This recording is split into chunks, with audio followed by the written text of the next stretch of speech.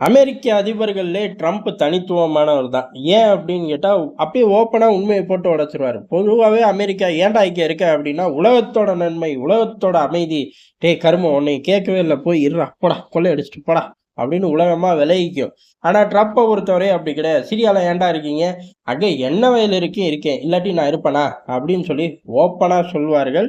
அதுவே ஒரு ட்ரெண்டாவே ஆயிப்போச்சு. பைடன் கூட இந்த விஷயத்துல சொல்லலாம். குறிப்பா சீன விவகாரத்துல அமெரிக்கா நேரடியா இறங்குமா? அமெரிக்கா நேரடியா இறங்கும். இன்னும் உனக்கு சந்தேகமா? அமெரிக்க வீரர்களோட கால் யுத்த களத்துல இருக்கும். போதுமா? இதுக்கு மேல நான் என்ன சத்தியமா பண்ண முடியும்? சூடம் ஏத்தி அப்படின்னு சொல்லி அவருமே வெளிப்படையா பேச ஆரம்பிச்சாரு. இத ஆரம்பிச்சு வச்சதே ட்ரம்ப் தான். இதுக்கு முன்னாடி பேசியிருந்தாலும், இவர்கள் போல ட்ரம்ப் போல வேகம் கிடையாது. முக்கியமான இடத்துல வெளிப்படை இருக்கும். ட்ரம்ப பொறுத்தவரை எல்லா இடத்துலயும் வெளிப்பட. இன்னும் சொல்லப்போனா அமெரிக்காவோட கோரான அஜெண்டாவ ரொம்ப ஓப்பனாவே போட்டு உடைக்கிற டைப். அப்படி உக்ரைன் யுத்தத்தோட ஒரு முக்கியமான விஷயத்த வெளிப்படுத்தி இருக்கார்கள். அதனால உக்ரைன் யுத்தம் சீக்கிரம் முடிஞ்சிரும் அப்படின்னு எதிர்பார்க்கலாம். பொதுவாவே இந்த உக்ரைன் யுத்தம் எப்ப முடியும் அப்படின்னா, கணிச்சா அம்புட்டு பேர்ல தோத்து போயிருவாங்க. ஏன் அப்படின்னா, ஏகப்பட்ட பிளேயருங்க உள்ளுக்குள்ள இருக்காங்க. இப்ப கூட ஜெர்மனி வந்து என்னெல்லாம் குழப்பம் பண்ணிக்கிட்டு இருக்கு அப்படின்னு சொல்லி, நம்மளே கடந்த காணொளியில தான் விரிவா பார்த்தோம். பார்க்காதவங்க பார்த்துருங்க. இப்பதான் ஒரு 1/2 மணி நேரம் முன்னாடி போட்டிருக்கோம். அந்த மாரி ஏகப்பட்ட சகுனிகள் டக்கு டக்குன்னு அவதாரம் எடுத்து இந்த உக்ரைன் யுத்தத்தையே அப்படியே குறைய விடாம யுக்ரைன் யுத்தம் நிக்காம பார்த்துக்கிட்டாருங்க. அப்படி யாரு தான் வந்து பார்த்தாலும் ட்ரம்ப் நெனச்சா அமெரிக்கா விலகுனா ஜோலி முடிஞ்சிருச்சும் அப்படிங்கிறதான் இப்ப ஏறக்குறைய ட்ரம்ப்பும் அதே தான் சொல்றார். நானே விலகிக்குவேன் ஜாக்கிரதை அப்படின்னு அதுக்கான காரணங்களையும் அடுக்கியிருக்காரு. ஸ்டேட்டு தான் இப்போதைக்கு பொங்கி எழுந்திருக்கு. ரூபியோவ பொறுத்தவரையும் வெளிப்படையா ட்ரம்ப்போட டீம் தானே. ட்ரம்ப் அண்ணன் அப்புட்னா இவனுங்கலாம் அப்படியே அண்ணனுக்கு அண்ணன் அப்படிங்கிற மாரி தான் நடப்பார்கள். அதனால வெளிப்படையா போட்டு உடைச்சுட்டார்கள். என்ன அப்புட்னா, இந்த உக்ரைன் ரொம்ப காலமா அடம் பிடிச்சுக்கிட்டே இருக்கு. இன்னும் சொல்லப்போனா, ட்ரம்ப் ஏறக்குறைய 72 நாட்களா இந்த யுத்தத்துக்காக எஃபோர்ட்ட போட்டுக்கிட்டு இருக்காரு. இந்த அரசாங்கம் பதவியேற்றதுலேருந்து அதிக எஃபோர்ட்ட அதிகமான நேரங்கள செலவழிக்கிறது அப்படின்னா, உக்ரைன் யுத்தத்துல தான்.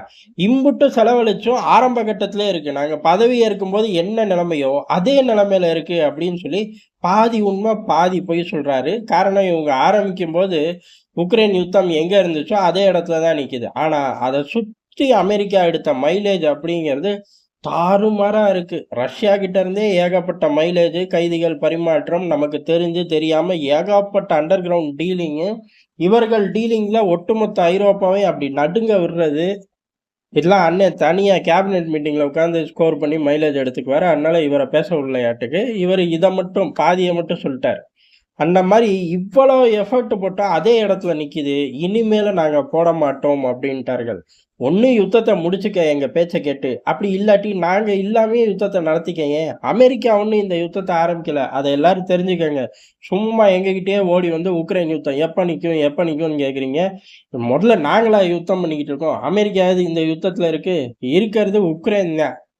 அமெரிக்கா 3 வருஷம் உதவி செஞ்சுகிட்டு இருந்துச்சுப்பா. அப்ப ஆரம்பிச்சு விட்டது யாரு? அப்படின்னு நம்ம கேட்டுறக்கூடாது. அண்ணனுக்கு பிடிக்காத விஷயம். பழச குப்பைய கிளறுறதும், பழச ஞாபகப்படுத்துறதும் 2ம் ஒண்ணு தான் அப்படின்னு சொல்லி நம்மளையே தொலைச்சு புடுவாய்ங்க. அதனால அந்த சப்ஜெக்ட்ட விட்டுருவோம். அதனால அமெரிக்கா ஒண்ணும் யுத்தத்துல இல்ல. எங்களையே கூப்பிட்டு கேட்கிறீங்க. ஏதோ உதவி செய்வோமே, சப்போர்ட் 3 வருஷம் செஞ்சுட்டோமே, காலத்தையும் செஞ்சு காப்பாத்தி விட்டுருவோமேன்னு தான் நாங்க எஃபோர்ட் போட்டோம். ஆனா உக்ரைன பொறுத்தவரை புரிஞ்சுக்கிறதாக இல்ல. அத காட்டிலும் இப்போ முக்கியமான விஷயம் ஒண்ணு செய்யணும் அப்புட்ன்னா, பொதுவாவே நம்ம அடிக்கடி சொல்றது தான். உலக சூழ்நிலை ஒத்து வரணும்.